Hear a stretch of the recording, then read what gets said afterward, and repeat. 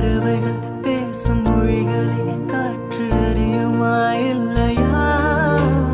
கண்களால் பேசும் மொழிகளை காதல் அறியணும் இல்லையா?